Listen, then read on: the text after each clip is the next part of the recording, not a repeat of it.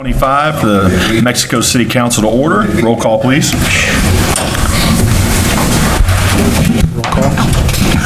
Miller. Briggs. Yes. Hay. Yes. Ray. Yes. Weber. Yes. First, we have a presentation, Community Development Department update. Mr. Slagle? Yes, Your Honor. As part of our ongoing effort to update council on things that are going on in the department, this month we have the Community Development Department and our new director and deputy city manager, Nathan Lombardo. No applause? No, I'm kidding. We'll see after you're finished. I can duck, so it's not a problem. Very quick. It's a pleasure, I think, is this a clip? Okay, perfect. Mr. Mayor, members of council, thank you so much for the opportunity. I have to say I'm flattered that the residents were so interested in community development that they decided to come out en masse, because I know this is why they came to listen to me. So thank you so much. I will be as brief as I can. I'll do my best to not just read what is on the screen and right in front of you. If you have any questions, feel free to interrupt me in the middle. It's no problem. I'm not that rigid about these kind of things, so I'll just start moving. We have 4 main divisions in this department now. There's been a little bit of restructuring and moving some departments around the past year or so. I don't know if next year at this time it'll be the same 4, or it might be 3, or it might be 5, but this is what we have now, and it's working together pretty well. Code, animal control, airport, planning and zoning. We do some other related tasks as well. They're up on the screen and listed there, but those are the main 4 things that kind of occupy my brain during the day. I do personally have a lot of experience in code and planning and zoning, so it's kind of my wheelhouse. The airport and animal control are new to me, but they are fun, I will say that, and I'm getting up to speed on those pretty quickly. So having a good time and being as productive as I can for everyone. Our staff that we have several new people or with less than a year, which is exciting. I will also offer to the mayor and council, of course, anytime you want to go to the airport, go to the animal control facility and actually meet the staff and walk around and see what's there. If you've never had the opportunity, let me know. I'm more than happy to take you out there. If you go to animal control, wear clothes that you don't need to wear somewhere afterwards, because you will want to take a shower. You have to trust me on that, or at least wash those clothes. I'm going to jump right into some of the basic statistics, and which will give you a pretty good idea of what the divisions are doing on a daily basis. We'll start with code. I have it broken down for all of calendar year 24 and then year-to-date 25 as best as we could find for you. These are some basic statistics for violations, and the most common kind, which really shouldn't be a surprise. There are lots of weed and grass citations for junk and vehicles, things like that. What these numbers really show you, and having worked in a few other municipalities and doing the same things, these numbers are, I'm used to seeing big numbers like this, so it's not something that's out of the ordinary. It does show you there's plenty of work to do, and then we do our best to stay on top of that. And so this is all for 2024, year-to-date 25. It's right in line with that. And it is obviously grass season, so that will be going up. What I always tell the residents, anyone who will even listen, is it is much easier and frankly cheaper for you to get ahead of violations before you get a citation from the city. So if you know that you have an issue with something, get it taken care of. A little bit of easy rule of thumb is if you're unsure if something's a violation, it's a violation. So just stay on top of those things. We definitely are working on adjusting some of our regulations and some of our procedures, because I know that there's some concerns about violations in the city and how we're handling code and enforcement of those codes and just overall city beautifications. It's a major endeavor that I'm working on. Very quickly, one more thing with demolitions. So far this year, 2025, we've torn down 7 homes. We have 10 in the queue that are ready to go, and we've exhausted funds for demolition. So going into the budget season, and this is not new news to Bruce, so I'm not dropping the news on him, but we'll have some type of discussion on where we get funds for demolition, how we budget for that. Because the 10 in the queue are all from the voluntary program that the residents sign up for, we don't have any court-ordered demolitions of nuisances or derelict property on there. So that number in the queue could rise significantly given the challenges and we'll say opportunities that are ahead of me when it comes to enforcing the codes.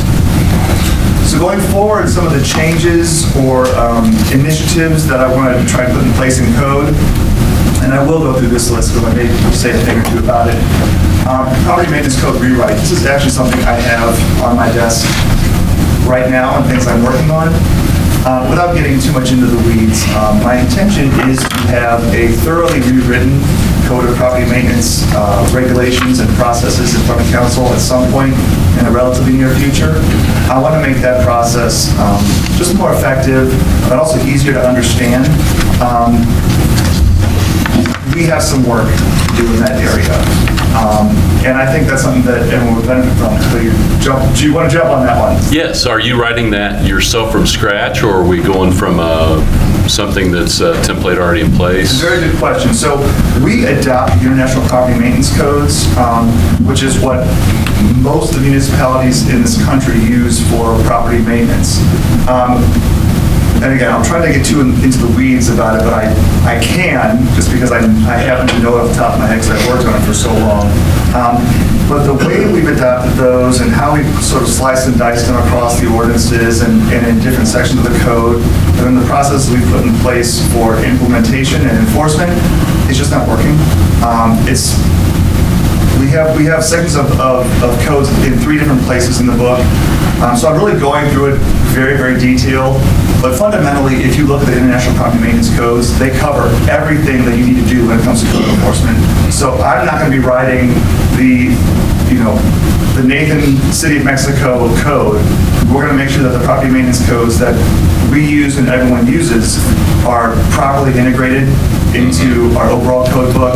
We have our own specific, we have it so that's 8 inches of grass. We have our procedures for talking to the judge are this. So we'll have the fundamentals there that everyone uses, but the little things that we do differently we'll incorporate there, but we're going to turn, not counting the actual number, the property maintenance code book itself is about 30 pages. We'll probably turn 30 or 40 pages of code book into maybe 5, because we'll just get rid of so many confusing and duplicative things and really get those most effective regulations there, and they work. And that'll be brought to council at some point. Absolutely will. I told the department managers this morning, I'm writing it now. I started last week. I want to have it done this week so that, pending any major hiccups, everyone and staff will have reviewed it the next week or 2. That's my intention there. The other things with code, we do want to improve our opportunities for staff education and training, and along with the changes of the code itself, make sure that the community knows. So one of the things I've previously done at a previous job is we really just had an actual trifold flyer, a brochure that we either mailed out or had readily available for people to pick up, explaining common codes, listing what the text of our code actually says, what the processes work, just so that everyone knows. I really don't want there to be any surprises when it comes to code enforcement and implementation of those rules. I don't think there is, but there really shouldn't be, but we need to go above and beyond to make sure that everyone is aware of what we're going to do. Along with that, we also want to change up just the materials that we hand out. So we want to have new door hangers for courtesy notices. We'll take a look at the actual forms that print out and that we mail to people, the citations itself. So just top to bottom, everything with code, we want to do the best we can because we deserve that. And we want to get things cleaned up and we want everyone to be treated fairly, but there's a certain standard that I think we're obligated to live up to, and we're going to do that. We want to get a resolution to any of the cases that have been going through courts and playing games with us for years and years. We're kind of tired of that. So people who've had cars in their driveway for a decade, no. You haven't fixed your house for a decade, you're playing with us, no. Those will be resolved. and it's not difficult to do. We will do it. The buildings that need to be torn down and the piles of trash that need to be cleaned up, they will be cleaned up. And again, if anyone hears me or watches the replay, it is much easier for you to do that ahead of time before the notices arrive in the mail or you get the electric pink hanger on your door to tell you to get it taken care of. One point I do want to make Mayor and Council aware of is we have a lot of dead trees in the community right now. The city has a lot of dead trees of our own in our own right-of-ways and parks that we will take care of. That is not my particular topic of discussion tonight. But residents' dead trees, they are responsible for those dead trees, and they are a code violation. So just keep in mind that it's something that, you know, if you're a resident, you hear this, you know, they're your responsibility. And you know, whether or not that evolves into something bigger, but I know there are thousands of dead trees, whether it's ones that have been dead for a while or with the ash borer coming through, it's a obvious issue that we'll have to have some discussions about. Definitely want to work demolitions of derelict buildings, do the process faster. People don't deserve to be living next to empty, abandoned trash houses for years and years.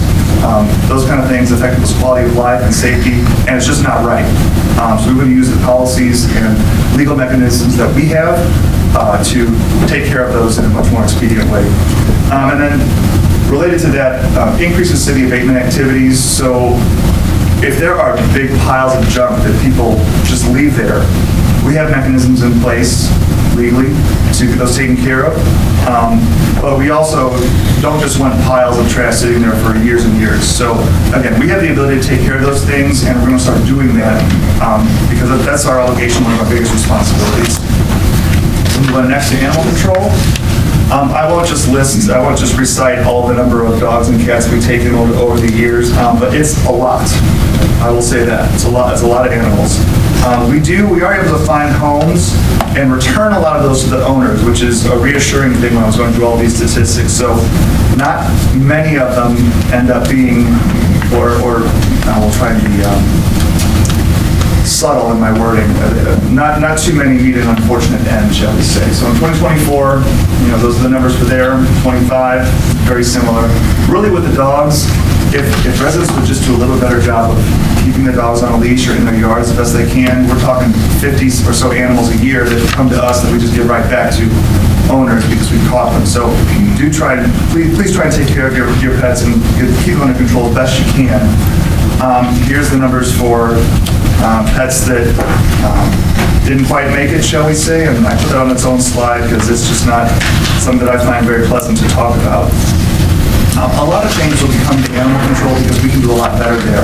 Something I'm very, very excited about, and I know that the staff is too. One are physical improvements to the animal control facility itself.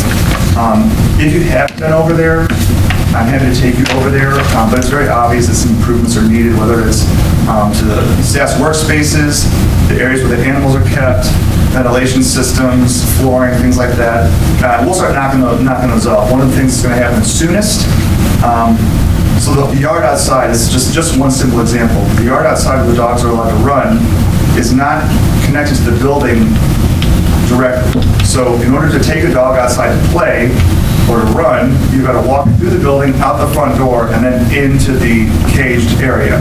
So we're going to have a line of fence installed to the back of the building where you can just open up the door of the room where dogs are kept, and they can run right out into the area to expend some energy. So just little things like that we're going to work on.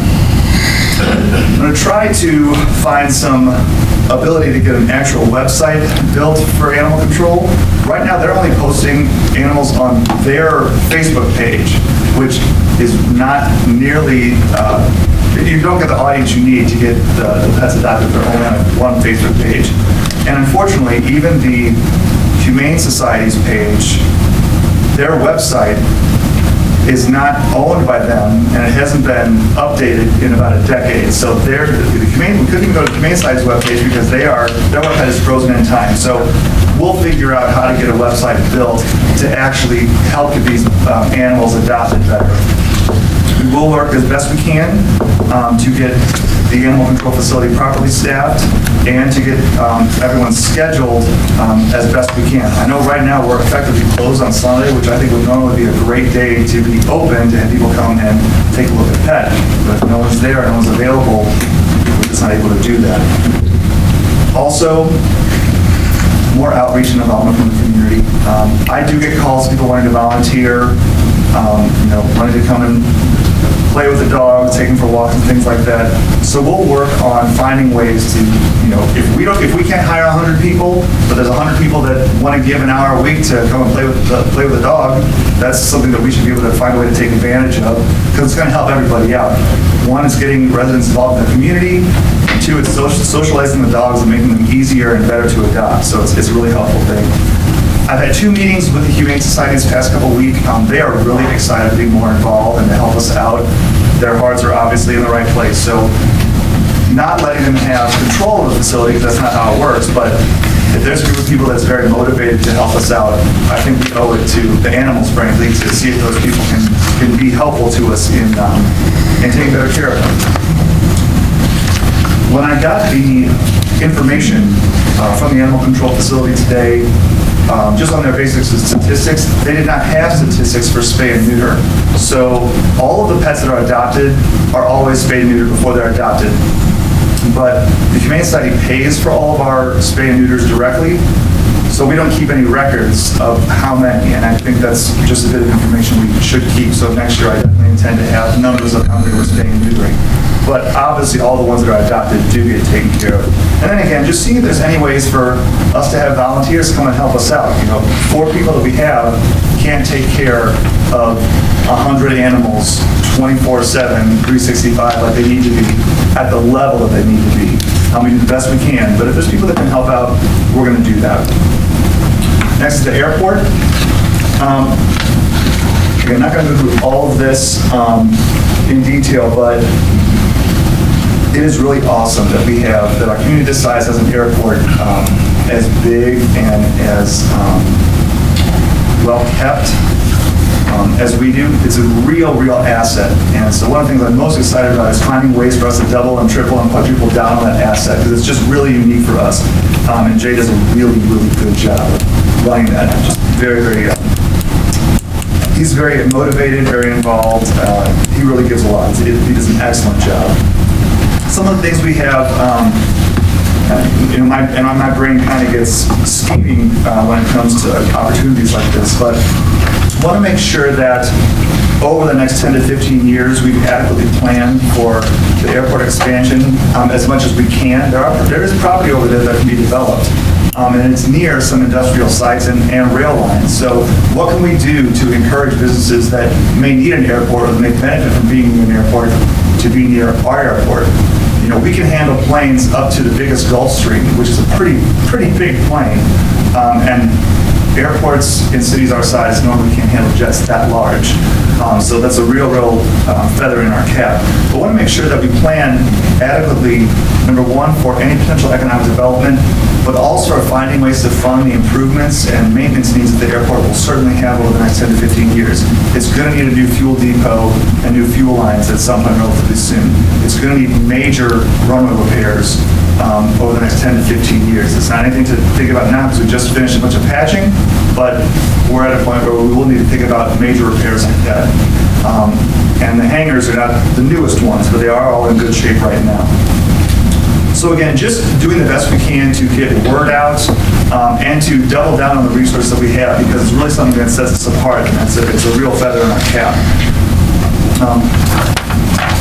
Next thing is planning and zoning, which is something I'm very interested in and excited about, because it's what I went to school for, and it's what I've done sort of everywhere that I've worked. 2 boards involved with that. They're not terribly active. We don't have tons of cases come through, which is fine. The biggest thing for planning and zoning is what the future opportunities are. One, our comprehensive plan is over 10 years old at this point, so it's reasonable to think about doing an update, maybe not now, maybe not next year, but it's probably close to time to say, all right, has anything changed? Does the community want to get together and give us some input on it? But the biggest opportunity I see is to update and revise some of our zoning districts. Our Our zoning is just old. It's just, zoning can be kind of whatever you want it to be. It can be as innovative and interesting, and whatever positive word you want to use. It can be that. As much as you want to dream, as crazy of an idea as you want, you can write that in your development codes.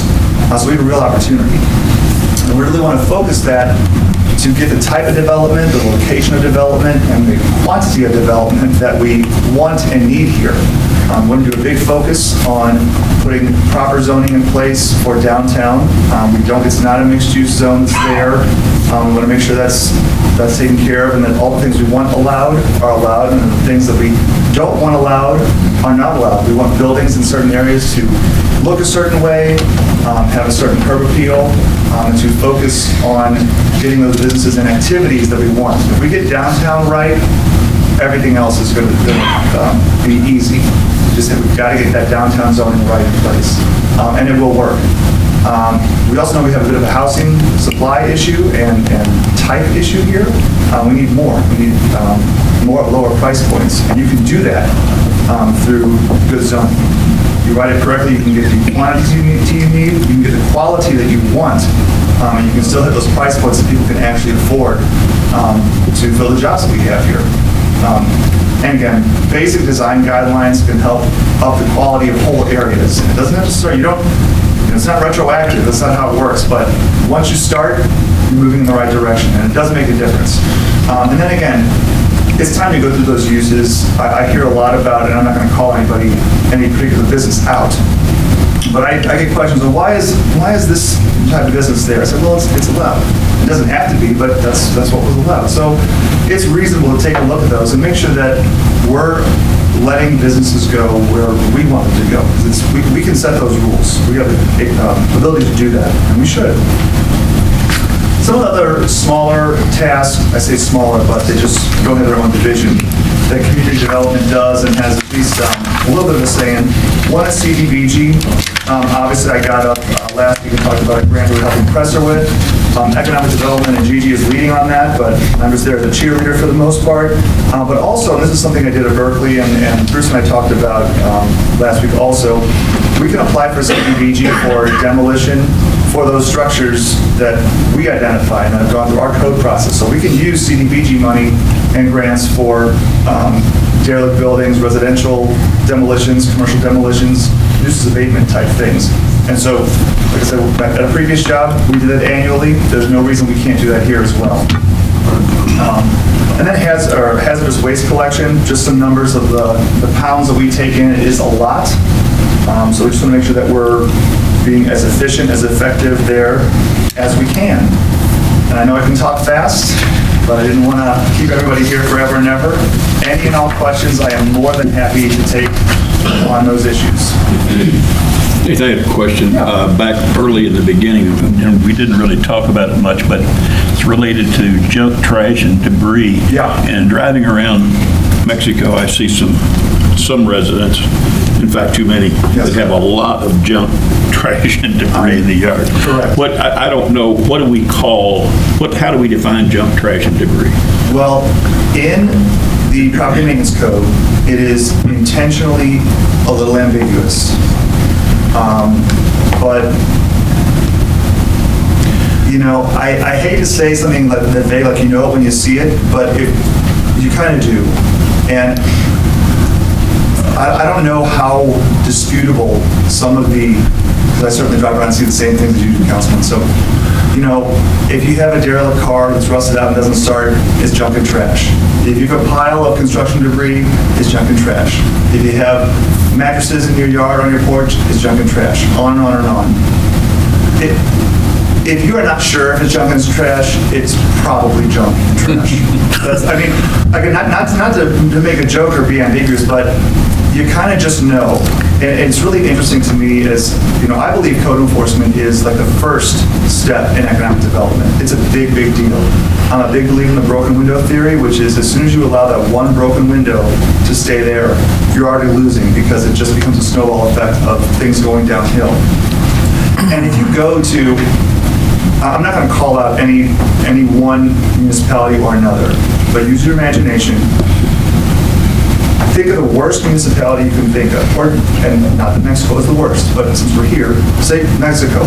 Pick the best municipality you can think of, the place that you think is the best looking.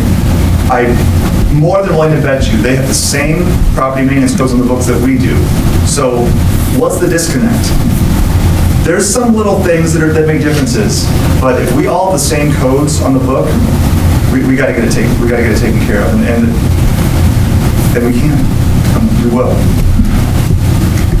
But like I said, if a resident is unsure, just assume that it is. Nathan, you've thrown a lot of stuff out here. I mean, and there's a lot of stuff that we're going to obviously be dealing with if we listen to you and go forward. We're going to, a lot of things there the council's going to be dealing with and thinking about and discussing. So I'll be looking forward to that and a lot of things that we need to work on. One thing that I do want to ask you about is the trees.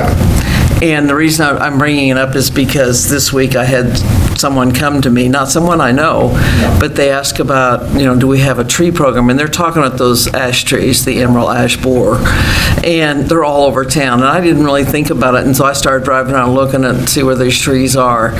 And they asked if we had a program for it. And I said I wasn't aware of any program. But those trees are obviously becoming a big hazard around town. And you also, we also have places where you see a little tiny house, and then they've got these two big trees. Obviously, the person probably isn't blessed with a huge income. That might be something we might want to think about. Certainly. I'm not aware of any specific program that the city's done in the past or that we have on the books right now. I'll certainly defer to the city manager's experience on that. At my previous stops, the dead trees, it's an expensive issue.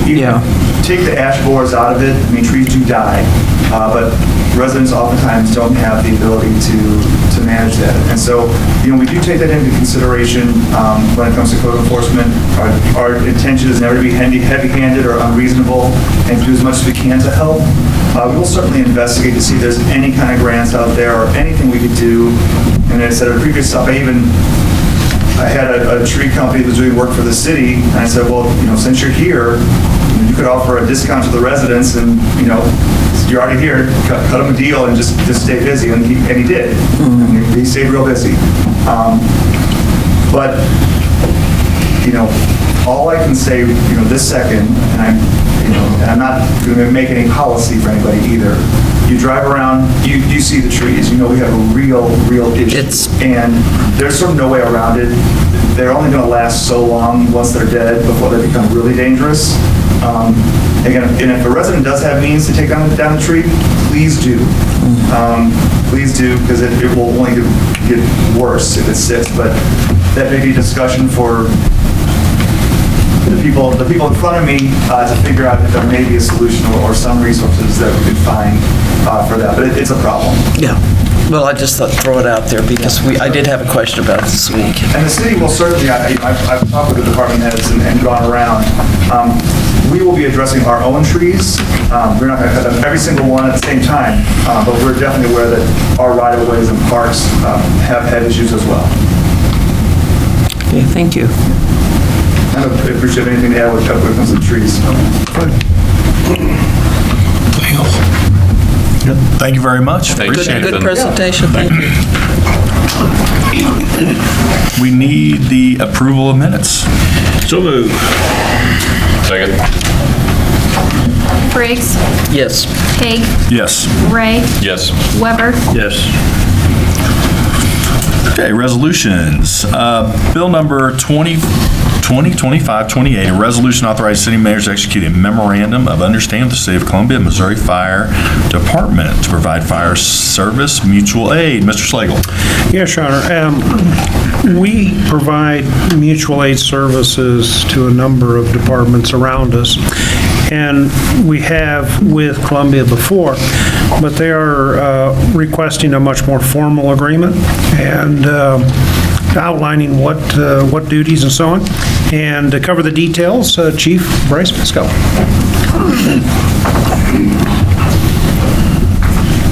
Hello.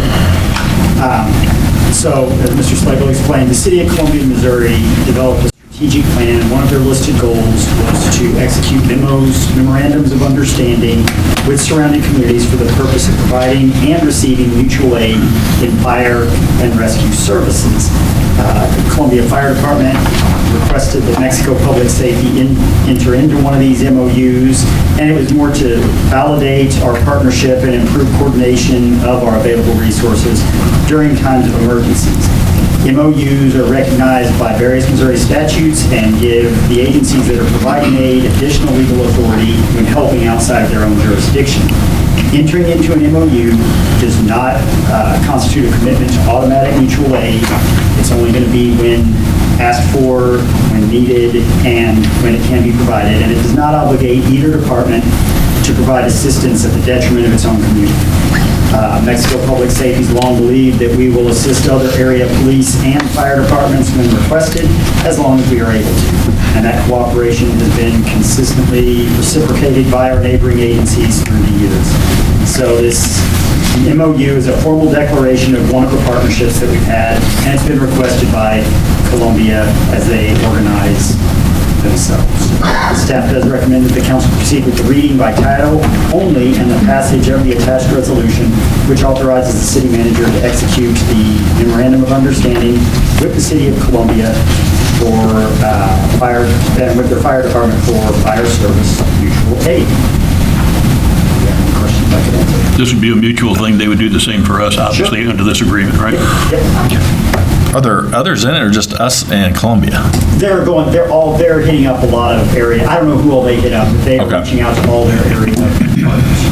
I was going to say there's probably closer communities than. Sure, yeah. And- If a fire broke out, I was like, Yeah, they'd be in a pretty bad situation if they were Okay. hollering out Yeah. for us, probably. Yeah. I move for a reading of bill number 2025-28. Second. Briggs, Yes. Haig, Yes. Ray, Yes. Weber, Yes. Bill number 2025-28, a resolution authorizing the city manager to execute a memorandum of understanding with the City of Columbia, Missouri Fire Department to provide fire service mutual aid. I move for passage. Second. Briggs, Yes. Haig, Yes. Ray, Yes. Weber, Yes. Bill number 2025-29, a resolution authorizing the city manager to accept permanent drainage easements for the Teal Lake Access Road Culvert Replacement Project. Mr. Slagle. Yes, Your Honor, this will actually cover the next two resolutions. This is part of our stormwater project and our continuing effort to work on the stormwater. This is another one of our numerous projects. This has to deal with the Teal Lake Access Road culvert replacement, and this is for temporary and permanent easements. And to cover the details of both resolutions, Drew Williford. Well, good evening, council. I think Bruce pretty well covered this. You've seen this before for other projects. This particular project encompasses the removal and replacement of 4 6-foot diameter corrugated metal pipes that run underneath the access road to Teal Lake Dam. It's the only access road we have to legally access the dam and spillway. So this is a critical piece of infrastructure that has failed, and it's caused the road to actually have slope stability problems. It's not safe to cross at this point in time. If the person has to, they could get a pickup truck across there or heavy equipment if they short it.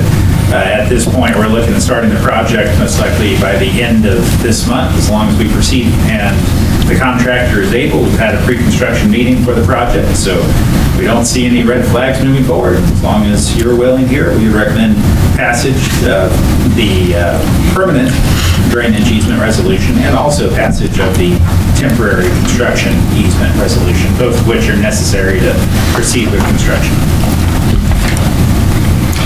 Move for reading of bill number 2025-29. Second. Briggs, Yes. Haig, Yes. Ray, Yes. Weber, Yes. Bill number 2025-29, a resolution authorizing the city manager to accept permanent drainage easements for the Teal Lake Access Road Culvert Replacement Project being part of ARPA grant number DNR SWE6ACF 0B6A299. Is that all there is to that? Wow. Move for passage. Second. Briggs. Yes. Haig. Yes. Ray. Yes. Weber. Yes. I move for reading bill number 2025-30. Second. Briggs. Yes. Haig. Yes. Ray. Yes. Weber. Yes. Bill number 2025-30, a resolution authorizing city manager to accept temporary construction easements for the Teal Lake Access Road Culvert Replacement Project being part of ARPA. Grant number DNR SWE 6A CF0B6A 299. I move for passage of bill number 2025-30. Second. Briggs. Yes. Haig. Yes. Ray. Yes. Weber. Yes. Bill number 2025-31, a resolution authorizing city manager to sign extension number 2 to the voluntary annexation agreement with Mark Corman LLC. Mr. Slagle. Yes, Your Honor. Actually, back in April of 2020, council signed an agreement with Mr. Corman, which would allow him to construct a sanitary sewer lift station and a number of other things to connect to the sewer for his industrial building. And as a part of that, he agreed to annex the property. One of the things that he brought up most recently, a couple of years ago, was some possibilities for some additional properties, and that those properties needed to be cleaned up before they could be brought into the city. And he's working on that. And to give you the update and what he's asking for now, once again, Drew Williford. Good evening, council. This site did sign an annexation agreement back in 2020. As Bruce mentioned, we've had now an extension on it, which has brought us up to essentially that will bring us up to the idea of right now, and then another request for extension. Now, as Bruce mentioned, that was done for essentially two things. One was potential additional land annex, the other was site cleanup. So this particular request for extension of the annexation is primarily due to that site cleanup. I did take a look at the area, and it's still, in essence, if we did annex it, it would be an immediate violation of our ordinances. I see there's still quite a bit to clean up from the mobile home park that's over there. So when we looked at this request, we found it reasonable because of the cleanup. It's worth noting the site is still under, I believe it's Chapter 100, and I believe there's still 4 years left of that, if I'm saying that correctly. That means that there's no negative impact to the city from the financial or the tax side of it. So we would recommend granting the request of an extension for an additional 2 years before annexation. And this would be the last extension that would be offered for. Drew, are you doing inspections as they go out there on any structures that are being built? There hasn't been... New construction? There should be inspections done, yes, because that's part of the deal with Mark Corman LLC, is that anything built out there should be constructed to city standards. I'm not aware... As you go, I didn't know if it was just all at once, just before the final agreement is made, or if you've been doing it as they go. Yeah. If they've built anything. I'm not aware that they built anything. Okay. Maybe I missed something. No, I may apologize. I wouldn't know if they have or haven't, but... If there is, we were in talks with them just a couple of years ago about a potential building, and there was a bunch of questions that relate to fire code, and so we actively engaged them for city code requirements, even though they're outside the city. So we've been working with them, but I don't think anything ended up getting built, if I'm under the right impression. Okay. But what your take is, it is correct. If they build a new structure, it must be built to city code, even though it's not in the city. Right. Yeah. Thank you. And we are charging the outside of city limit sewer rate. That's another good point to note. As part of all this, he built a sanitary sewer system that consists of a lift station to access our city main. It goes under 54, very expensive venture. And since he's not in the city limits, he is paying the outside fee, which is double the regular user fee. So is the mobile home, is that mobile park closed now? It's pretty well demolished. It's demolished? Okay, good. Yeah, that's good. Right. Move for reading by title only, Bill 2025-31. Second. Briggs. Yes. Haig. Yes. Ray. Yes. Weber. Yes. Bill 2025-31, a resolution authorizing the city manager to sign extension number 2 to the voluntary annexation agreement with Mark Corman LLC. Move for passage of 2025-31. Second. Briggs. Yes. Haig. Yes. Ray. Yes. Weber. Yes. Other business, staff report. Next meeting, discussion. Yes, the next meeting is May 26th is what's scheduled. That is Memorial Day. Assuming you don't want to meet on Memorial They're Day. going to throw us a barbecue or something? Do you want to move that meeting? That's what I was hoping. Barbecuing out there? Historically, we just move it to Tuesday, same time. I move we move the meeting to Tuesday, same time. Second. Briggs, Yes. Haig, Yes. Ray, Yes. Weber, Yes. Pay the bills. Move we pay the bills. Second. Briggs, Yes. Haig, Yes. Ray, Yes. Weber, All right, council comments. Mr. Ray. Mother's Day was great. All the mothers were celebrated. That was nice. I didn't get any gifts, but I thought I would, but You didn't get gifts for your wife. 4-H, yeah, 4-H had a good turnout, I think, for the tractor pull, so another good community event. Mrs. Briggs. Well, I just wanted to comment on the trees, and I got that opportunity when you gave your presentation. And I don't really have anything except it's the end of the school year, and There you go. it's everybody's kind of beginning to wind down, and it's sort of fun. I'm enjoying the weather, so that's all I have. When's your last day? I'm in. You've already had it. When's the kids' The last day? kids' last day was, no, okay, let me explain this. First of all, you're at the academy, and it's different from public school. And our finals were finished on Friday, our grades had to be in on Friday. And, but we still have cadets there, and they are there all this week, and they're doing all sorts of things, and their parents are coming in, and I should mention that the commencement exercises at MMA are really quite spectacular, and that will be on Saturday. And then we may have to go back a couple more days after that, the teachers. So we're there. Good. How Mr. about Weber? you? Oh, go ahead. I don't have much except since you brought up MMA, I think that's a big, big plus for Mexico that's overlooked many times. And I think we're very fortunate to have it here, and I hope it continues. Hope they're continuing to be successful financially and get more kids. And I think it's a real asset for us. And I also appreciate, Nathan, your comments tonight. I'm going to go back to what I've said several times in the last couple of years or so. I think that, in particular, the downtown is kind of the front door to Mexico. And if it looks good, people are more inclined to take a look at Mexico, I think. And if it looks bad, I think they might just drive through and say, whoops, I don't think I want to be here. So, the more we can do to get that Main Street thing going and whatever else going to improve the downtown, I think we're better off. And I think that also applies to the residences that have a bunch of, I'm trying to be nice, junk, debris, and whatever else it was in there.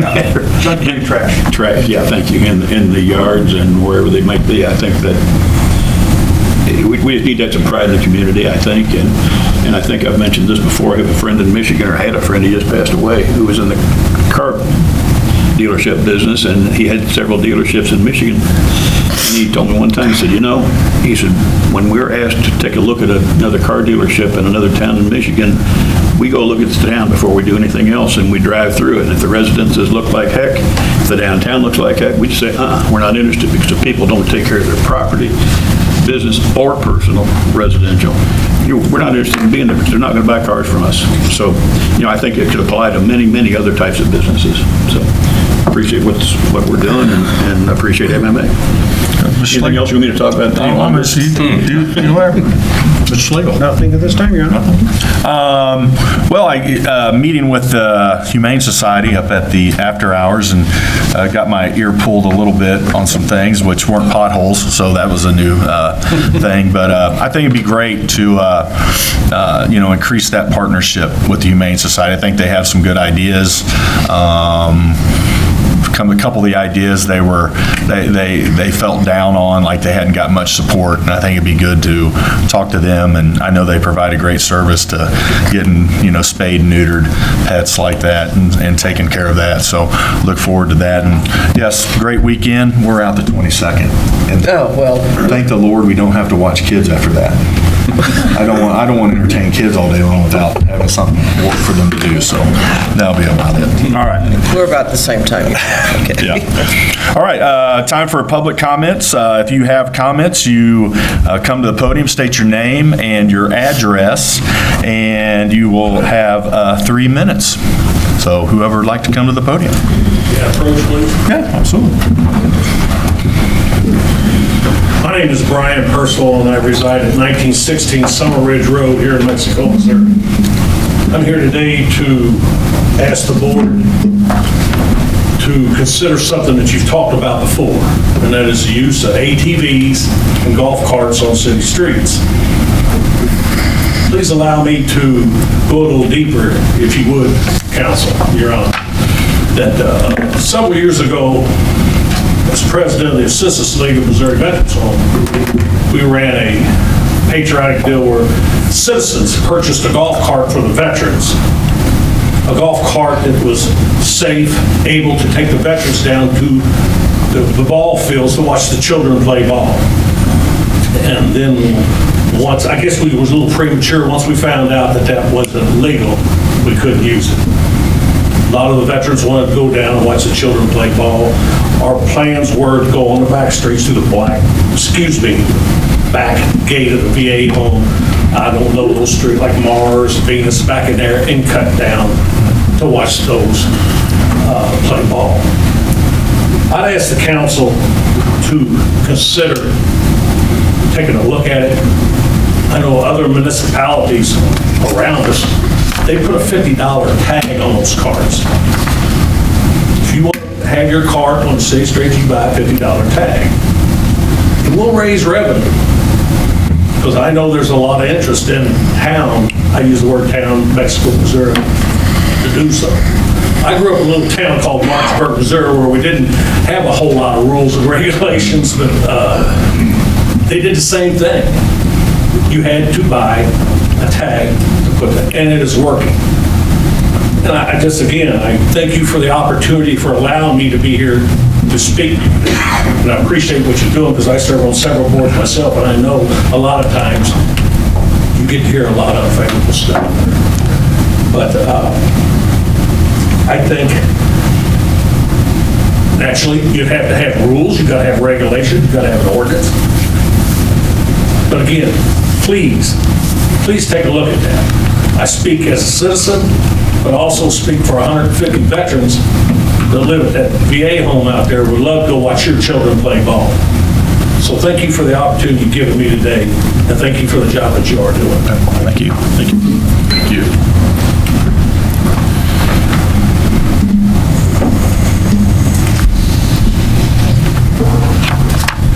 Anybody else? Good. Anybody else? Need a motion to adjourn. Anybody else? Move to adjourn. Second. Briggs, Yes. Haig, Yes. Ray, Yes. Weber, Yes. Okay.